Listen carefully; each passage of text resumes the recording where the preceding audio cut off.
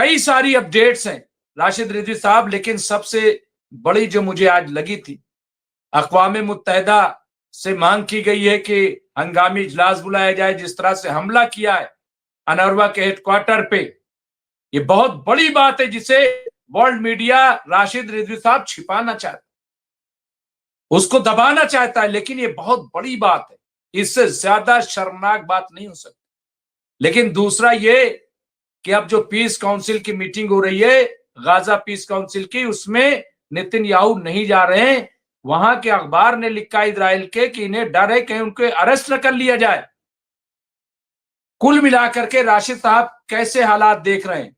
Iran के तो हालात मामूल पर आ गए हैं, लेकिन अभी भी लोग जो है, वेस्टर्न मीडिया जो है कहीं ना कहीं हमला करवा रहा है हर रोज। राशिद रिजवी साहब, टोटल तरह से हमें चाहिए कि एक आप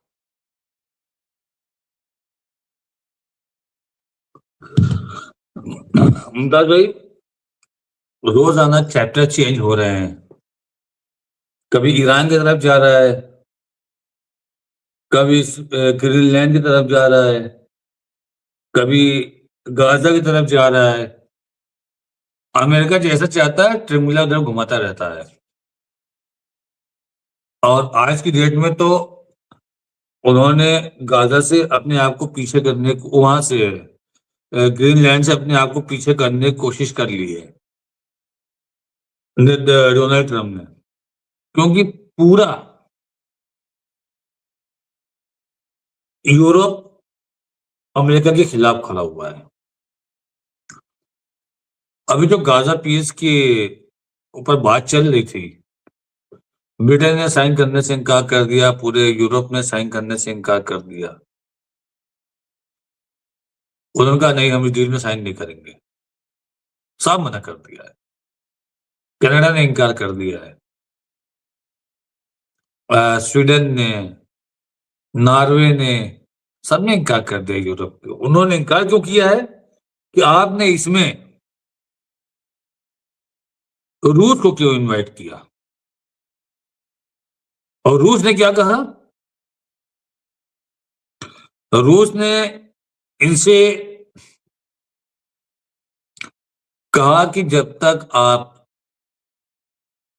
फिलिस्तीन को एक आजाद देश का दर्जा नहीं दोगे, तब तक ये बेईमानी है, मेरा कोई दखल नहीं रहेगा इसमें। साफ इनकार कर दिया। पुतिन ने अपने एक वीडियो एक रिलीज किया वीडियो, उसमें उन्होंने एकदम साफ साफ कह दिया है। तो अब खुद इनको समझ में नहीं आ रहा है कि हम क्या करें। डोनाल्ड ट्रंप कभी ग्रीनलैंड की तरफ घुमा देते हैं, कभी ईरान की तरफ। अभी ईरान के बारे में उन्होंने कह दिया कि हमारा कोई इरादा ईरान पे हमला करने का नहीं है। तो सवाल यह है कि जब आपका इरादा ईरान पे हमला करने का नहीं है, तो तैयारी किस बात की हो रही है? यानी वो ईरान को गफलत की तरफ ले जा करके ईरान ये पुरसुकून हो जाए कि हाँ, अमेरिका हम पे हमला नहीं करेगा, और फिर उसके बाद हमला कर दिया जाए। ये सोच के साथ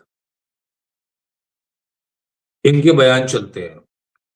याद करिए आप, जब सीज फायर हुआ था लेबनान के साथ, हिजबुल्लाह के साथ, हिजबुल्लाह को लगा कि अब बातचीत से मामला हल होगा, लेकिन उन्होंने क्या किया कि हिजबुल्लाह चीफ हसन नसरुल्लाह पे हमला कर दिया, उनको मार दिया। उन्होंने कहा हम फिलिस्तीनी अथॉरिटी से बात करेंगे और बातचीत से मसले का हल निकालेंगे। हमास ने हमला बंद कर दिया, रोक दिया वहीं पर। हमास लीडरान से बात करना था, उनसे शेड्यूल बन गया। अब क्या किया कतर में, आपने जहां पे वो रहते थे, इत्तेफाक था कि अथॉरिटी के लोग वहां पर नहीं थे, लेकिन आपने पुरसुकून करके उन पर हमला करवा दिया। और जो ये कहता है अमेरिका कि इजराइल ने अपनी मर्जी से कर दिया, गलत किया, और मतलब हमको पता नहीं था, सब पता रहता है। जब उनको ये लगा कि हम अरब देशों से कहीं अपनी मेरी जमीन न खसक जाए, अरब देश मिडिल ईस्ट वाले हमसे खिलाफ ना हो जाएं, तो इन्होंने डोनाल्ड ट्रंप से कहा कि सॉरी बोलो, और डोनाल्ड ट्रंप ने उनको सॉरी बोल दिया और इन्होंने एक्सेप्ट कर लिया। इस चीज का प्रिडिक्शन हमने पहले ही आपसे किया था, जब बताया था कि ओआईसी मेंबर्स बैठ के मीटिंग कर रहे हैं इस चीज को लेकर के। तभी हमने कहा था कि क्या होगा मीटिंग में, यही होगा, डोनाल्ड ट्रंप कह देंगे नेतन्याहू से कि सॉरी बोलो, वो सॉरी बोल देंगे, ये कहेंगे ऑल इज वेल, बात खत्म। और हुआ भाई। तो इनका काम है कि आपको पहले पुरसुकून करेंगे तब हमला करेंगे। ईरान का क्या हुआ था, बातचीत चल रही थी AIA के लोगों के साथ, ईरान बातचीत में लगा हुआ था, 4 राउंड की बातें हो चुकी थी, 6 राउंड होनी थी, 1 राउंड की और बात होनी थी 2-3 दिन के बाद। तो जब इनको लगता है कि हम ईरान के ऊपर ये आधार नहीं बना पाएंगे और वो क्लीन चिट निकल जाएगा, तो इससे पहले कि पब्लिक के सामने, हालात हाजरा के सामने ये चीजें आए कि ईरान का इन्वेस्टमेंट जो है न्यूक्लियर बम बनाने का नहीं है, उससे पहले हमला कर लो। और हर हमले के पीछे इजराइल के अमेरिका है, हर हमले के पीछे अमेरिका रहता है। बिना अमेरिका की परमिशन के इजराइल की औकात नहीं है। हम हिम्मत की बात नहीं कर रहे हैं, हम औकात की बात कर रहे हैं। उसकी औकात नहीं है कि वो हमला कर दे ईरान जैसे देश के ऊपर, कतर जैसे देश के ऊपर। लेबनान को पूरा कंट्रोल करता है अमेरिका, वहां की आर्मी को, वहां की फौज को हथियार, पैसा सब देता है। इनडायरेक्टली आप मानिए कि वहां की आर्मी चला रहा है अमेरिका, और इसलिए लेबनान पे हमला करता जा रहा है। अभी कल भी हमला किया लेबनान के ऊपर। तो इसके लिए सीज फायर नाम में कोई चीज नहीं होती है।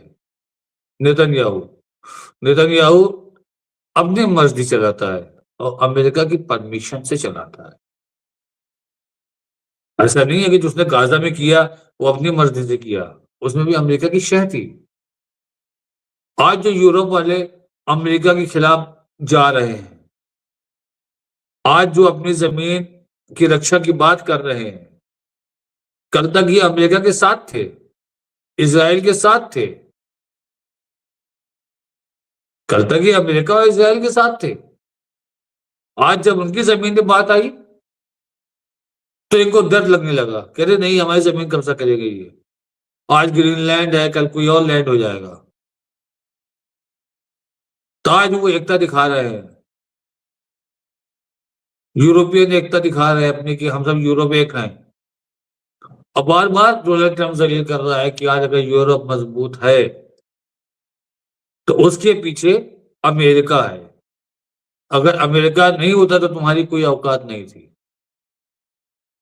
वो खुले मंच में यूरोपियन को जलील कर रहा है, जबकि पूरी दुनिया में जितना कत्लेआम हुआ है वो यूरोपियन और अमेरिकन ने मिलकर किया, साथ में। उन्होंने साथ में मिलकर हमला किया है, साथ में मिलकर अटैक किया है। आपने देखा होगा इराक को, आपने देखा होगा लीबिया को, आप देख रहे हैं सीरिया को। इराक जैसा खूबसूरत शहर और विकसित शहर जिसे कहते हैं, बगदाद 18वीं शताब्दी का एक विकसित मार्केट था, यूरोप को एशिया से जोड़ने वाला। एशिया के लोग बगदाद जाते थे, यूरोप के लोग बगदाद आते थे, वहीं से सामान ट्रांसफर होते थे, वहीं से व्यापार बढ़ता था। एक सजा हुआ खूबसूरत मार्केट था। आप पुराने इतिहासों में जाएंगे अगर 18वीं शताब्दी के, तो आपको बगदाद के बारे में पता चलेगा। आज क्या हो गया, बगदाद को खत्म कर दिया इन्होंने, बगदाद को, पूरे इराक को इन्होंने तहस नहस कर दिया है। लाखों लोग मारे गए उसमें, इनकी बमबारी में। और सिर्फ ये कहा गया कि न्यूक्लियर वेपन है, न्यूक्लियर वेपन है। यही यूरोप के लोग भी अमेरिका के सुर में सुर मिला रहे थे। टोनी ब्लेयर की अध्यक्षता में सारा काम हुआ। नेतन्याहू भी उसमें मुलव्विस था। आज जब आपकी जमीन की बात आती है, आपके लोग की बात आती है, तो आप लोग नाचने लगते हो। कल तक फिलिस्तीन के खिलाफ मलोनी थी, अमेरिका के सुर में सुर मिला रही थी, डोनाल्ड ट्रंप के सुर में सुर मिला रही थी। आज मलोनी भी बहुत दबे लहजे में बात कर रही हैं, अमेरिका के खिलाफ खुलकर नहीं बोल रही हैं। तो मुमताज भाई, ये लाख कह दें कि हम हमला नहीं करेंगे, ईरान तैयार बैठा है। ईरान जानता है कि आप हमला करोगे, आप हमको गफलत में डाल के हमला करोगे, और ईरान इस बार गफलत में नहीं आएगा। जब ये खुलेआम बोल सकते हैं कि मदद आ रही है, ये खुलेआम बोल सकते हैं कि हम रिजीम चेंज करने के लिए हमारे लोग वहां पर हैं, इजराइल खुलेआम बोल रहा है कि मोसाद के लोग वहां पर मौजूद हैं, और आज एक न्यूज और आई है कि जितने लोग वहां पे मारे गए हैं और पोस्टमार्टम हुए हैं, मैक्सिमम लोगों के जिस्म से वो गोलियां निकली हैं जो ईरान यूज ही नहीं करता है, जो इजराइल मेड है। ये गोलियां कहां से आई, हथियार कहां से आए, ये चलाया किसने? इसका मतलब कि आपके लोगों ने चलाया है, आपके लोगों ने ये हंगामा आराई की है। अब बदनाम कौन हो रहा है? ईरान। तो एक प्रोपेगेंडा बना करके हमला करना, उसमें अमेरिका के साथ यूरोप का साथ में शामिल होना, अभी ईरान के अगेंस्ट है यूरोप। अभी जब चलने लगा था हंगामा ईरान में और लोग प्रोटेस्ट कर रहे थे, उसी दौरान कनाडा और ब्रिटेन और फ्रांस ने अपने तरफ से अलग अलग सैंक्शन लगा दिए। कनाडा ने आईआरजीसी को टेररिस्ट ग्रुप में डाल दिया अपने यहां। आप किसका रास्ता आसान कर रहे हो, अमेरिका का, इजराइल का? तो आप सब मिले हुए हो। तो जो डोनाल्ड ट्रंप ने किया है, कम से कम एक लकीर तो खींच दिया उसने यूरोप और अमेरिका के बीच में। राशिद और साहब, ग्रीनलैंड, जी जी जी, नहीं नहीं, बिल्कुल। देखिए, ये तमाम बातें हैं, और ये खदशा जो बार बार कि साहब ये धोखे से कर देंगे, ये कर देंगे, मेरे ख्याल से देखिए अभी इनको सालों जो है ये हिम्मत नहीं कर पाएंगे। जहां तक मेरी अपनी एक तज्जिया है कि इजराइल जो है वो अभी थोड़ा सा, मतलब मुझे नहीं लग रहा है, क्योंकि ईरान जो है इस वक्त बहुत ज्यादा तैयारी में है, नंबर एक। नंबर दो ये कि इजराइल की वो तैयारी नहीं है, और इलेक्शन भी है, दो दो जगह इजराइल में भी इलेक्शन है, और मिड टर्म इलेक्शन अमेरिका में भी है। तो मुझे थोड़ा सा ये है, और दोनों जगह बहुत प्रोटेस्ट हो रहे हैं। लेकिन चलिए बोर्ड ऑफ पीस की बात करते हैं, जिसको मैंने नाम दिया है कि बोर्ड ऑफ पीस नहीं बल्कि बोर्ड ऑफ फीस है।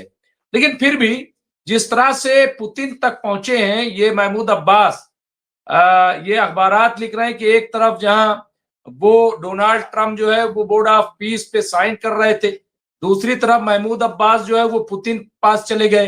अब ये खबर आ रही, डोनाल्ड ट्रंप ने खुद कहा है कि साहब मैं खुद पुतिन से मिलने वाला हूं, तो और उनको मेंबरशिप के लिए। ये है क्या, इसके पीछे क्या है? महमूद अब्बास क्यों गए रूस?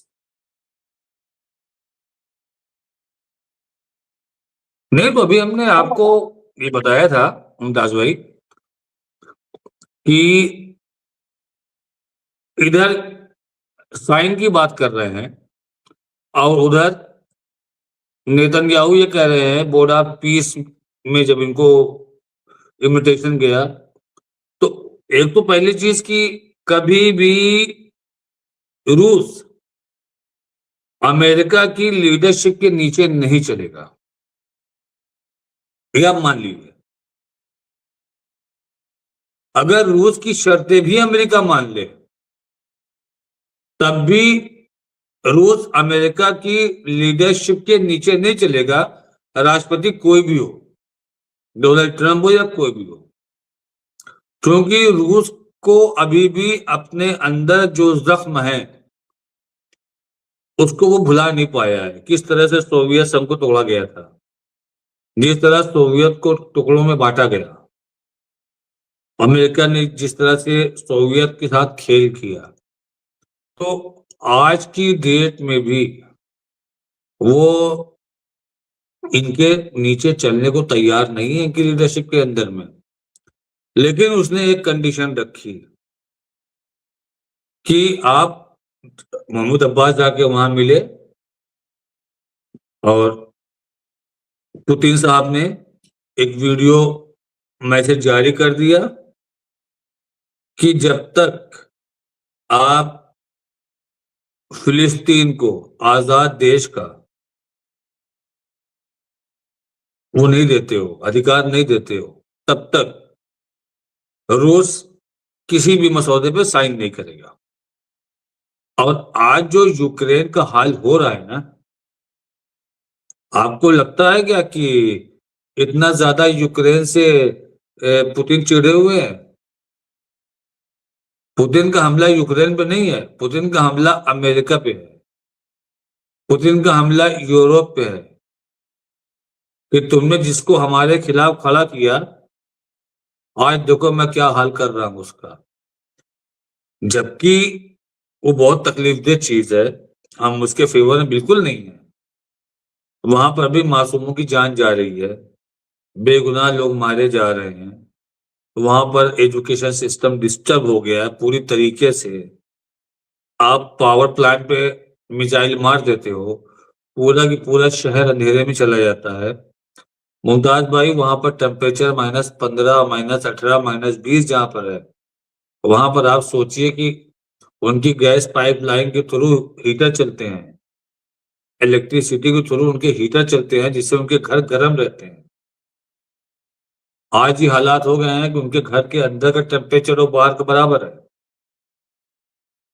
तो ये जो हमला कर रहा है, रूस कर रहा है, वो यूक्रेन पे नहीं कर रहा है, ये अमेरिका पे कर रहा है। मतलब यूक्रेन हारा तो ये मानिए कि अमेरिका हार गया।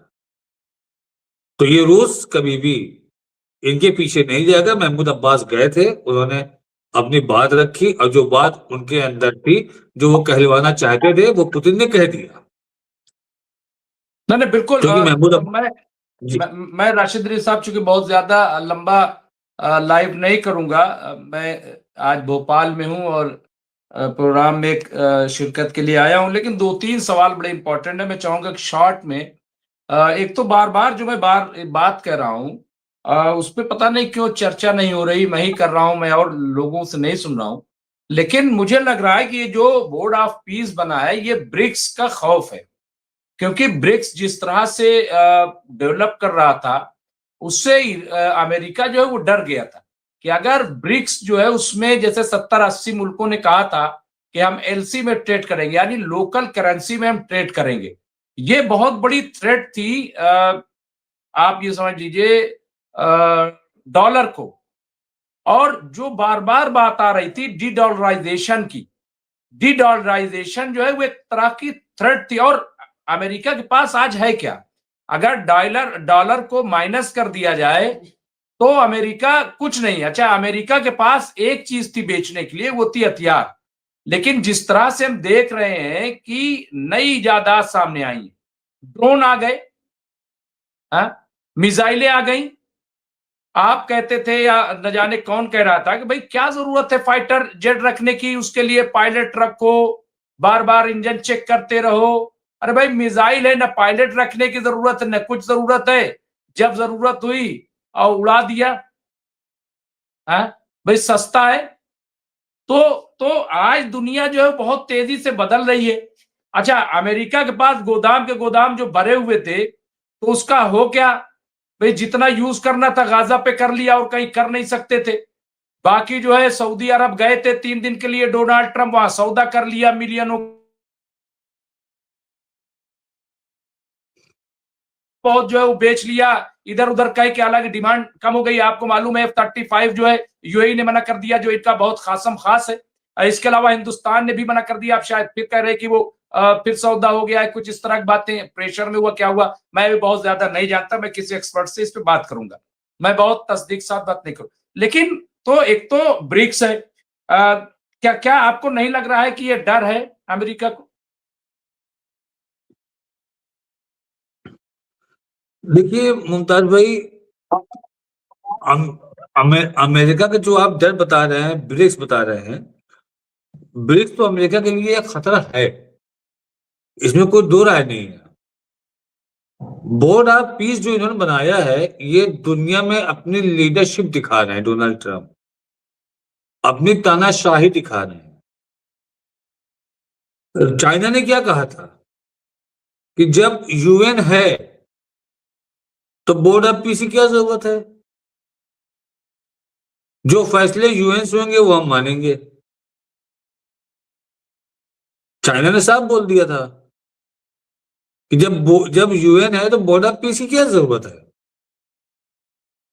तो बोर्ड ऑफ पीस से ये कई निशाने साध रहे हैं। बोर्ड ऑफ पीस से ये सबसे पहले उन लोगों को अलग करना चाह रहे हैं, देखना चाह रहे हैं कौन मेरे साथ है, कौन मेरे खिलाफ है,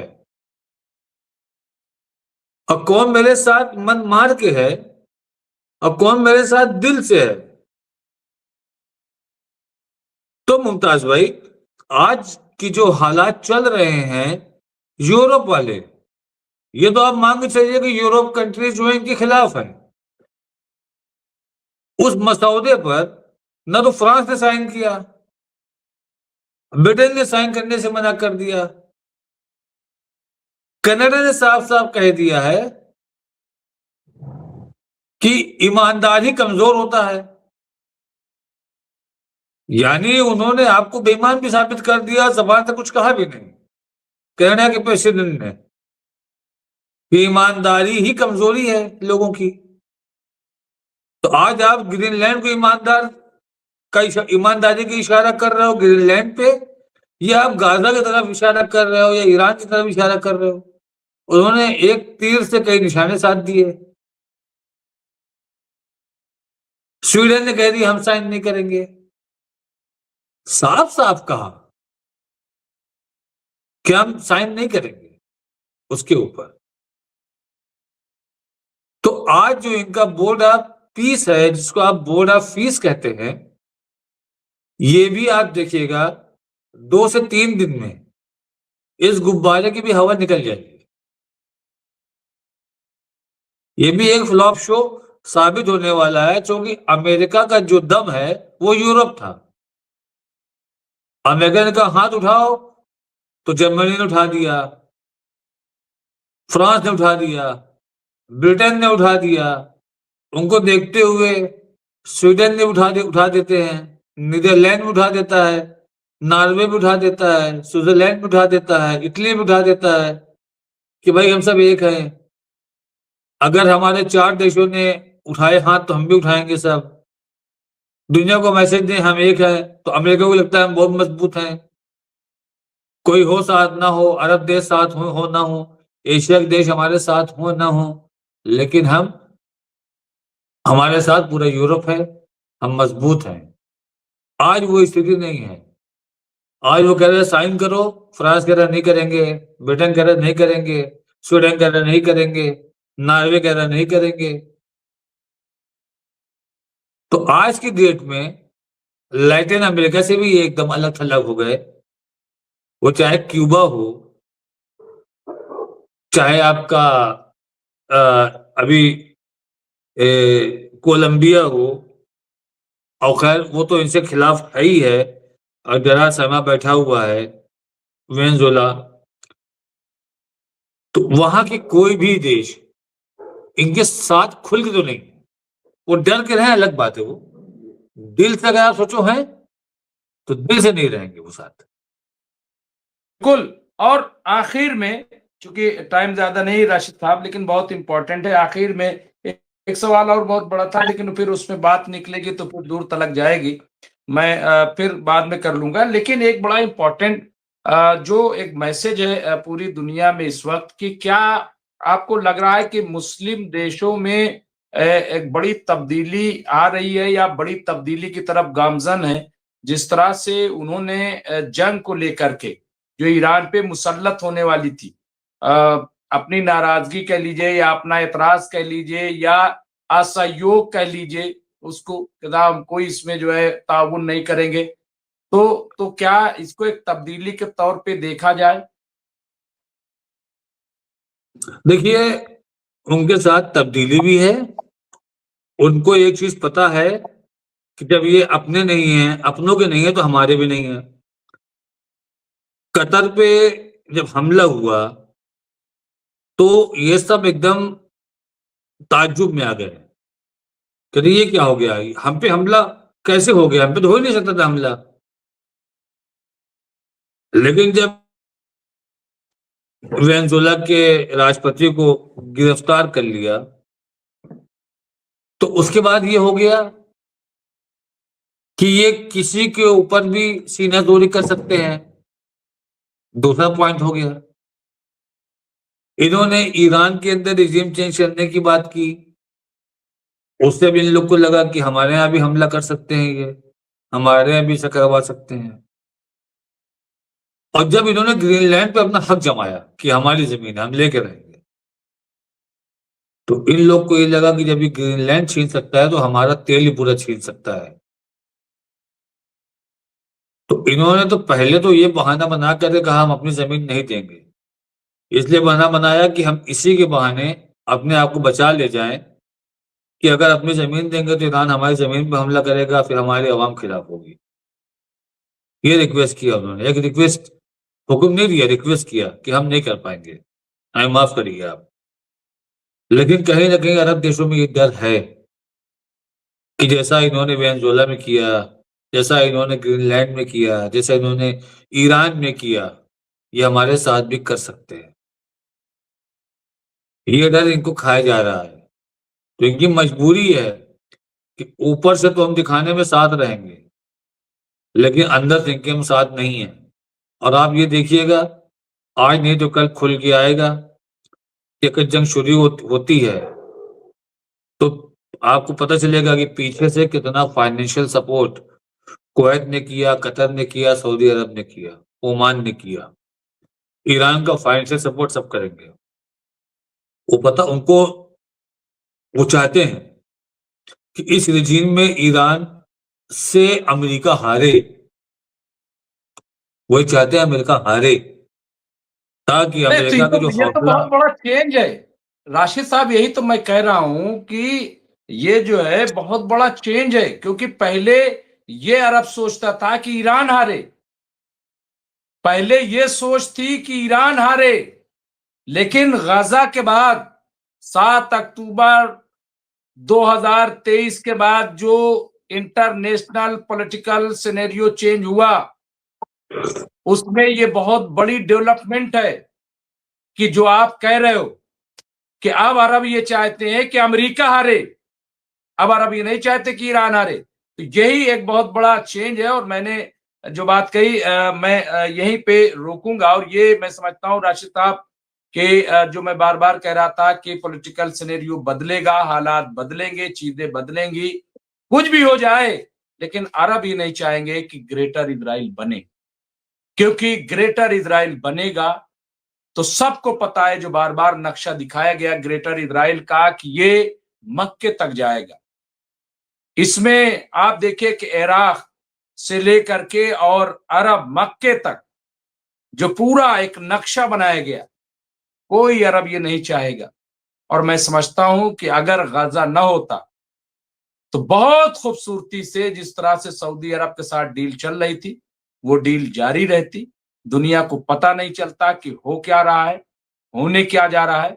लेकिन इतनी बड़ी कुर्बानी के बाद मैं फिर वही कह रहा हूं कि करबला में शहादत तो हुई, लेकिन जालिम के मंसूबे आश्कार हो गए, जालिम के चेहरे बेनकाब हो गए, और यही बहुत बड़ी जीत थी। इसी तरह से गाजा में मजलूमीन का कत्ल तो हुआ, लेकिन बड़े बड़े इदारे, बड़े बड़े ह्यूमनिस्ट, वो सब दुनिया के सामने आश्कार हुए, बेनकाब हुए। और यही गाजा की शहादत का नतीजा है। मैं समझता हूं कि अल्लाह जो है इसको बेहतर समझता है। बहुत बहुत शुक्रिया एडवोकेट राशिद रिजवी साहब, आप हमसे जुड़े बहुत ही अर्जेंट कॉल पे। मैं आपका शुक्रगुजार हूं, आपके जज्बे को सलाम करता हूं। मैं तमाम जो हाजरीन हैं हमारे इस वक्त नाजरीन हैं, उनका भी शुक्रिया अदा करता हूं कि वो हमारे साथ जुड़े। मैं पूरा प्रोग्राम करता जैसा कि मैं करता हूं 1 घंटे 10 मिनट का, 1 घंटे का मैं आज नहीं कर पाया, कुछ मसरूफियत है। लेकिन फिर इंशाअल्लाह हम ज़रूर जुड़ेंगे जैसे भी मौका होगा। बहुत-बहुत शुक्रिया। गुड नाइट, शब ख़ैर, जय हिंद, जय भारत, जय संविधान।